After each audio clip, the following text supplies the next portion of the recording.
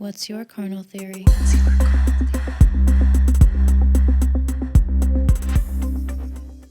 Hello, everyone. I'm Abba. And I'm Amanda.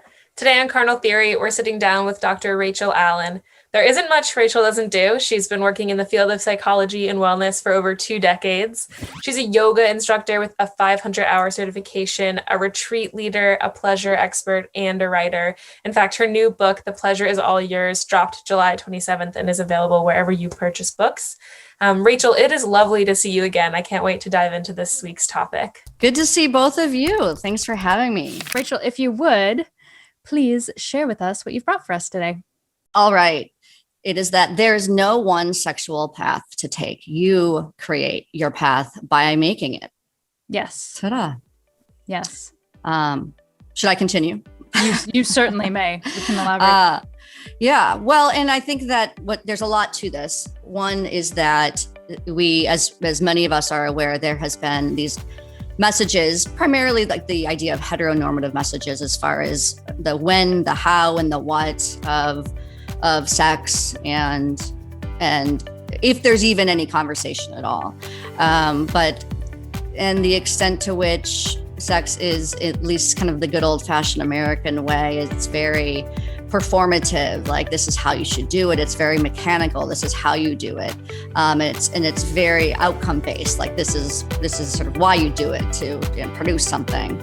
And it's just so limiting. And there's so much, there's shame and misconception. And one of the things I find so beautiful about human beings and human sexuality and topics around desire and intimacy and eroticism is how there is no normal.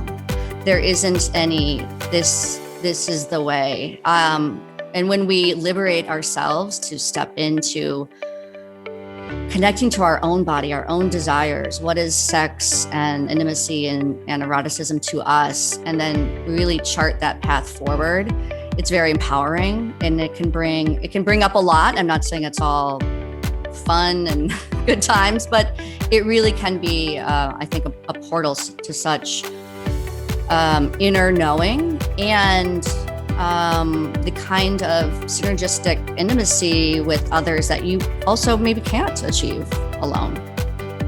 But you have to have that sense of going inward and looking, and then really the courage to start to explore with your own kind of body and yes and no and be vulnerable with other people. So there's obviously a lot to it, but that's the gist of that theory.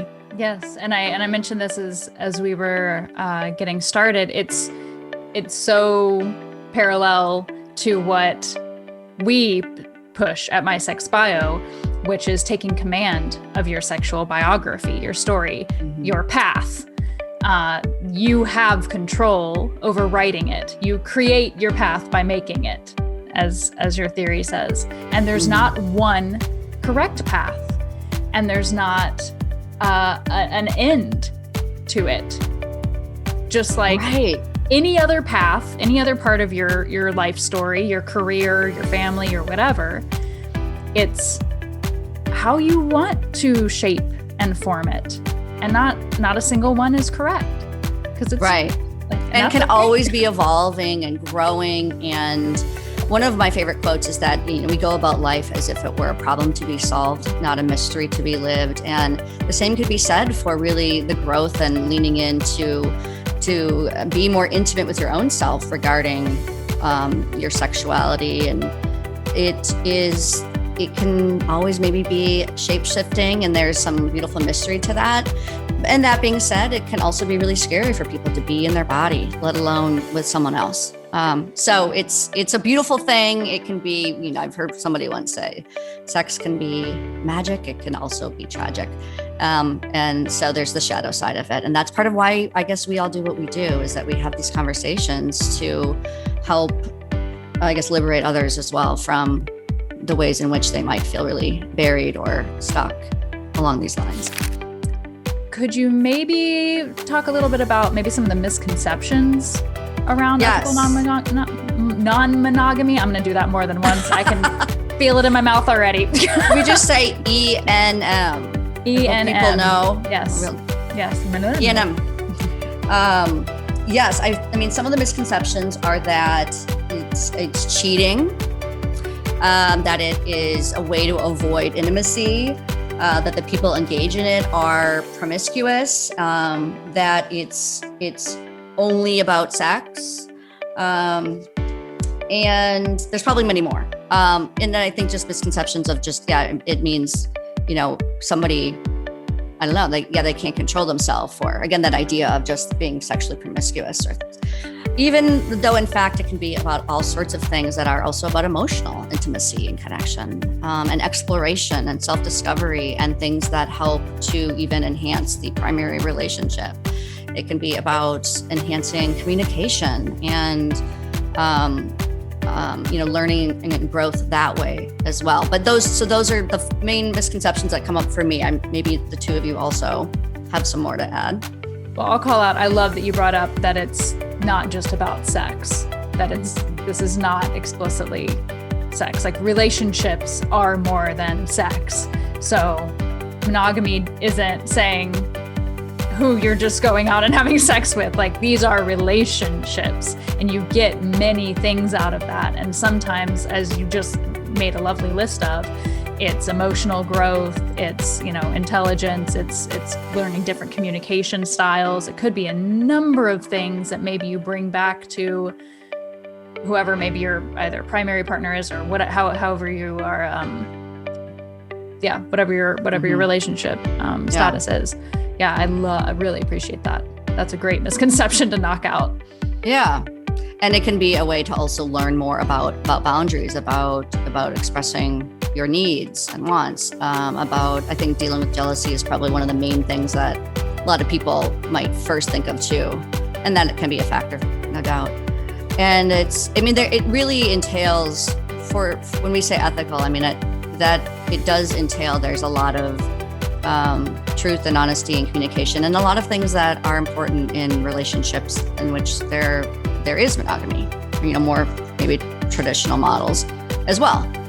Would you say that that's the main, sorry, Amanda, would you say that that's the main differential factor of just non-monogamy versus ethical non-monogamy? Is that communication aspect?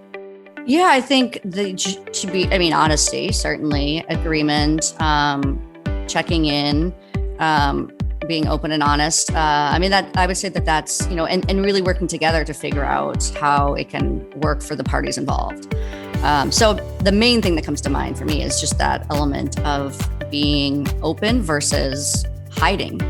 And that's where I think conversations like this are so important, because there might be all sorts of people out there that felt the only option was to do it in a secret way, because they didn't even have the tools to know how to bring it up, or it's really scary to even talk about it.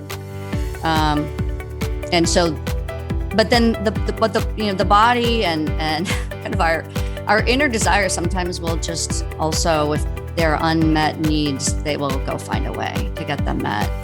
And so conversations like this, at least then, are giving people the opportunity to know that, hey, this is a conversation that people are having. You could have too. And that for somebody that you respect and care about too, it will only enhance things, or certainly give you information to talk about it. One of the bigger misconceptions I think of is the relationship between ethical non-monogamy and polyamory. And I think a lot of people use the term polyamory, or at least in my communities, I've heard that term a lot, and I don't hear the term ethical non-monogamy as often. Do you know the relationship between those two terms at all? Between polyamory and, well, because there's so many different ways to be in relationships, so that might be what people most often think about. But there's a difference between open relationships and polyamorous relationships, as there is, and then there's maybe where it's really focused on the same three people, like the term throuple. There can be, more larger, where there's more than 2 or 3 people involved. Let me just actually see, because I have right in front of me, even just, there's so many different ways to be in relationship too, that there's monogamish, right. Of course, more casual dating or casual sex, open relationships. There can be polyfidelity. There's hierarchical relationships. There's cuckolding, swinging, threesomes. So that's where I think, although polyamory might be the term people maybe most often associate, there's a lot of variation within being outside of a monogamous heteronormative situation. Do you have suggestions on how to start that conversation? If it's something that people would like to explore, or at least see if their partner might be interested in it? Well, I would apply really just core communication skills to that, of first really checking in with your own self and your motives and reasons and your needs, and getting clear on that as best you can. And then whenever we start something with really it coming from our heart and kind of our wants and needs, as opposed to blame or something that they've said or done. I think also couching it in terms of what would be the shared goal, and if there is one, and how it might also be something that enhances rather than distracts. For example, for some people, they might do really well with really kind of sharing in their life together, but not necessarily their kind of sexual life together. And because those can be two really different compatibilities. I think also maybe explaining it in terms too of how most psychologists and researchers would say that it isn't necessarily natural to be monogamous, and that everybody, one of the beautiful things about human beings is that we have different temperaments, dispositions, we're oriented differently, and it is not for everybody. And really making it about that kind of the individual, as opposed to any sort of reflection of the other person being bad, wrong, or lacking. And I think also just being mature around the fact that it's, you don't want there to be game playing, or, the more that you can be somebody who is able to be direct and honest and just really mature, then that will help. Because even if you introduce it, but then later there is some sort of game playing or kind of half sharing or not really holding true to open flow of communication and checking in. It requires a lot of also checking in too. Then I think it might start off well, and then it could kind of go downhill. Such good relationship practices in general. Yeah. I mean, our own self-reflection is a huge part in all of our relationships, right? Can we approach somebody not from our reactive place and our primitive mind? And that's why I do a lot of embodiment stuff, is just the more that we are also regulated in our bodies, the better those conversations are going to go, the better we do have opportunities to truly listen to our own voice and our authentic voice. And I think it's good to just get clear on, what is it that we're seeking or looking for, wanting to expand into. And none of it's good, bad, right, wrong, so much as just that curiosity piece. And if you have that alignment, probably the more pleasure you're going to have. Right? As we close out our conversation today, I would like to ask you, Rachel, if you could share the carnal theory that you brought for us one more time. Yes, there is no one sexual path to take. You create your path by making it. Yes. Yeah. Who knows where that path will take us, but if it's ours for the taking. Certainly. Yeah. And I think we've covered a lot of different potential ways in which to claim that path and make that path. Thank you for tuning in, everyone. We hope this episode, as usual, has given you something to further reflect upon. Reach out to us with your questions or insights on our Instagram page at Carnal Theory or at My Sex Bio. And don't forget to explore the work Rachel's doing on Instagram at Dr. Rachel Allyn or on drrachelallyn.com. You can check out her new book, The Pleasure Is All Yours, at thepleasureisallYoursBook.com. Rachel, thank you for joining us today. Thank you. It's been a pleasure. I hate to end that way. Our pleasure too. Carnal Theory is produced by My Sex Bio, an educational platform empowering people like you to take command of your sexual biography. Our sound design is by David Usma and theme music by Min the Universe. Video editing is by David Usma, and our assistant video editor and marketing coordinator is Maria Taruque. Follow us on Instagram, Twitter, Facebook, LinkedIn, TikTok, YouTube, and Spotify at My Sex Bio. Visit our website and join our e-letter at mysexbio.org, and support our work by joining our Patreon. Thank you.